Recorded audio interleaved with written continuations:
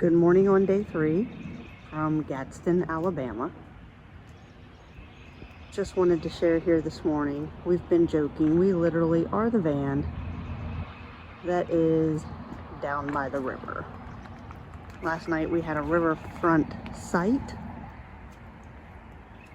Karen is in making us some morning coffee. And here shortly we will be headed on our way. We've been driving for a couple of hours and have finally driven out of the rain. We're seeing some sunshine now. Getting ready to cross over the state line into Mississippi. And we're going to try out one of the local restaurants here for lunch. It's called Jack's. It's a southern restaurant. Kind of do like hamburgers, that kind of thing. So we thought we'd check that out. So we have arrived at Jack's. We're going to check out Jack's Hamburgers. Rocking chairs on the porch. There's tables outside. Yeah. Fried bologna biscuits. I don't believe I've ever had a fried bologna biscuit before.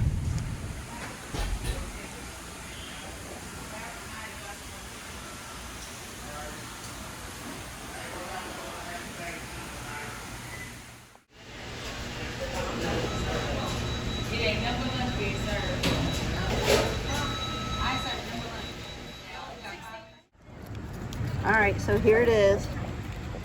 This is Jack's. Kind of like a smash burger. Yep. See what the verdict is.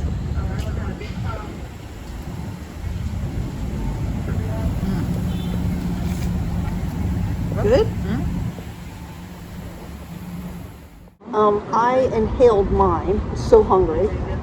We are experiencing the time zone change, and we waited way too late to eat lunch, so it probably could have not been good, and I still would have inhaled it. It's like a fast food Cracker Barrel almost. Yeah, they have a little bit of everything, but They even have rocking chairs. yeah, they do. A little like electric fireplace in there and everything. Yeah. If they would ever need it. But. So, but it was good. We still have about 180 miles to go until Natchez State Park. Yeah, that we're staying tonight. But we'll be staying like right on the Louisiana, Mississippi state line, kind of where we cross over. Yep. But just inside, in Mississippi. So. We are on Highway 20, and we are very glad that we are not on that side of the highway.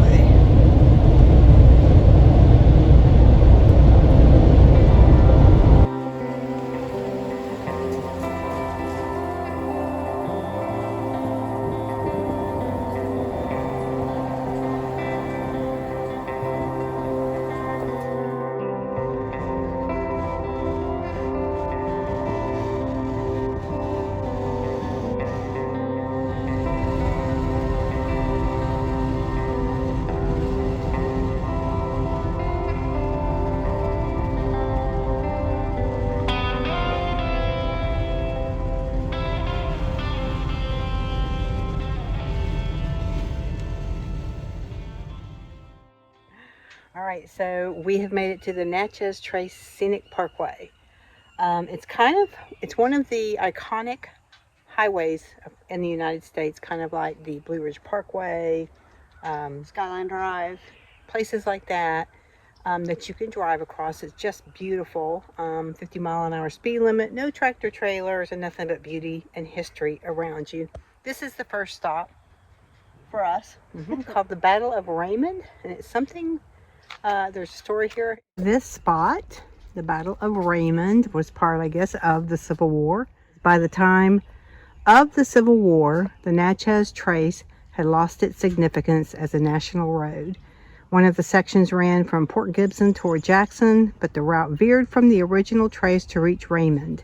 In the spring of 1863, General U.S. Grant marched his Union Army over this route after crossing the Mississippi and taking Port Gibson.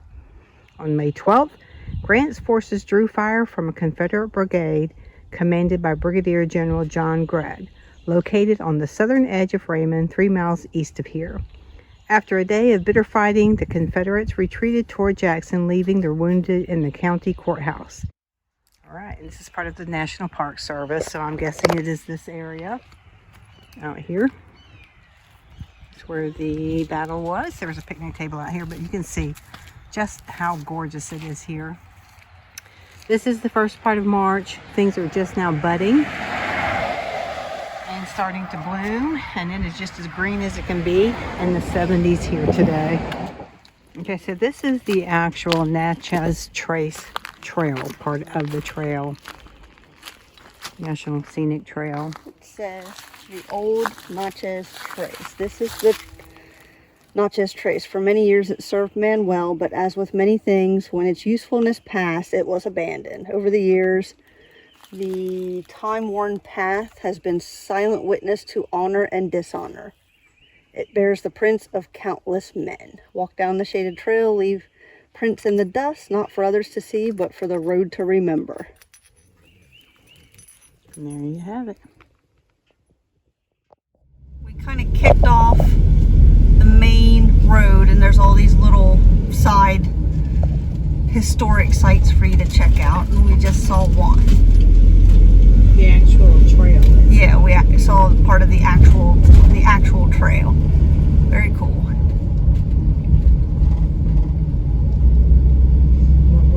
What we're driving on parallels it. Look at the moss in the trees. Mm-hmm. All the Spanish moss.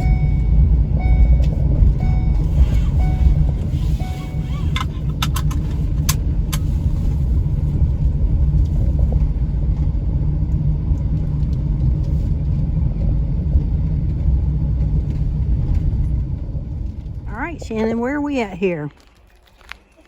The town of Rocky Springs. All right. At the end of this trail is evidence of a once thriving rural community first settled in the late 1790s. The town grew from a watering place along the Natchez Trace and took its name from the source of the water, the Rocky Spring. In 1860, a total of 2,616 people lived in this area, covering about 25 square miles. The population of the town proper included 3 merchants, 4 physicians, 4 teachers, 3 clergy, and 13 artisans, while the surrounding farming community included 54 planters, 28 overseers, and over 2,000 slaves who nurtured the crop that made the town possible, cotton. So they have this path. It looks like it's an interpretive path that tells you at one point in time where things were in the town, I'm guessing. All right, this is saying you are standing on a segment of the old Natchez Trace. This southern portion of the trace served as the main traveled road between Natchez and Jackson until the Civil War period. Due to a nearby Rocky Spring, a town and station on the old Natchez Trace were established here. It's actually a beautiful area, and if you look up here, there's a church up here. Really pretty. Oh yeah. Rocky Springs, that's what the town was named after, was the spring here that was called Rocky Spring. Death of Rocky Springs. The nearby spring no longer flows.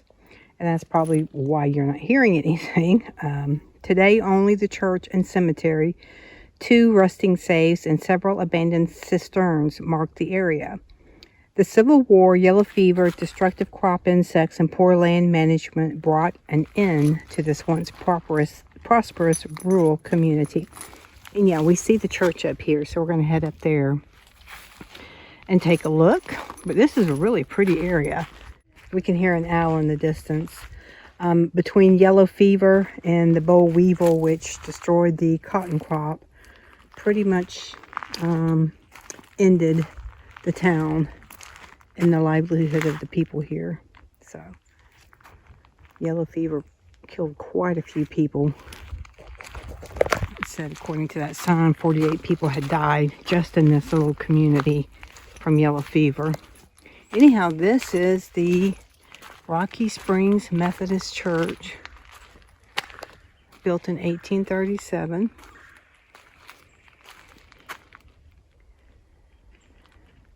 So we'll go take a look at that. Look at all the beautiful Spanish moss hanging off the trees. So this is the church, the front of the church. Built in 1837. Okay.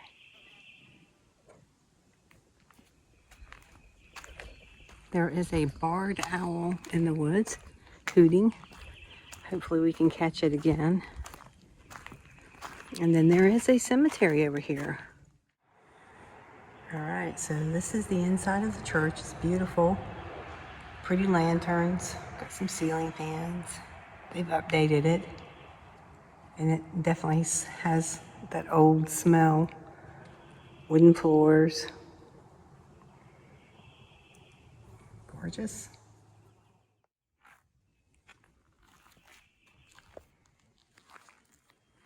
Now it says the town site is left.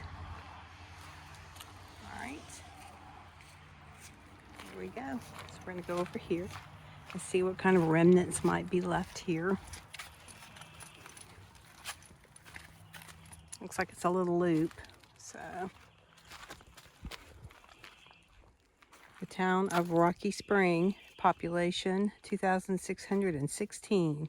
Today, 0. Yep, nobody lives here now.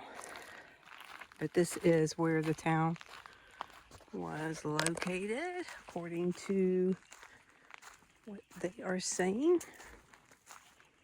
There are a few little remnants left of where the town was.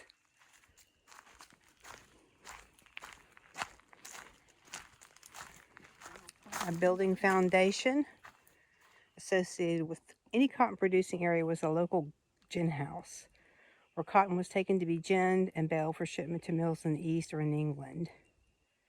Power for the gin was provided either by hand or horse. So this must have been the location for that. There's really nothing here left. It's pretty much gone. But it's interesting still to see what was once a thriving community gone, completely gone. An era of how people lived, although not the best, with the slaves that were being used in this area. All right. The cistern. The cistern may mark the site of one of several local blacksmith shops which served the surrounding farmsteads and plantations. Here, horses were shod, and farm implements, tools, and other metal items were made or repaired, as replacements normally had to be shipped in from distant points. And this is what they're talking about right here. Yeah. Okay. Continuing on. There's a couple of these safes. One down here says it's where the post office may have been, or came from the post office. The safe and cistern here, you can see there. During the mid-1800s, the existence of a church, post office, a Masonic lodge, 2 or more stores, several artisan shops, and possibly a school made it desirable to live within a mile of the spring. Perhaps Drexler's store was located at this site. It's an old safe. And then this cistern right here.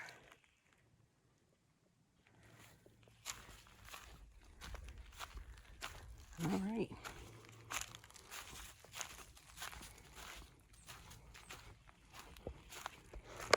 Okay, so I'm sure there's a lot of this kind of history all throughout the woods here.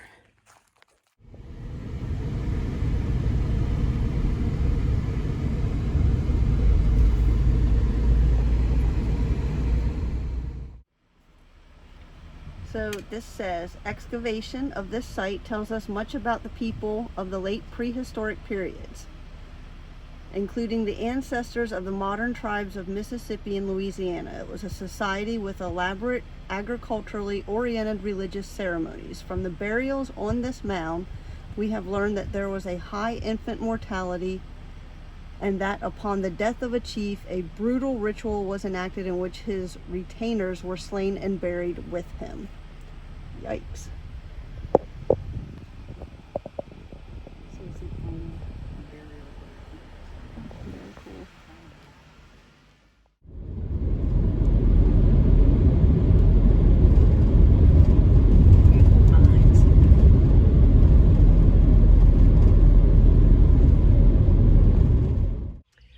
All right, so Shannon and I have made it to our destination here at Natchez State Park Campground. It was kind of a pain in the rear to get to it. GPS had us going all over the place. I think we came in the back way. Anyhow, we found it. We're here. It's not a very big campground. The section we're in is kind of small, maybe 30 sites or so. It is toasty. It got up to 79 today, which for us is pretty warm. We had to change into shorts. Yeah, and it's midway March, down what, the parkway. 5th, 6th, whatever. Yeah. It's pretty much spring here. Everything's turning green. Flowers are blooming. Bugs are out. Yeah, 79 is hot for us. Yeah, it is.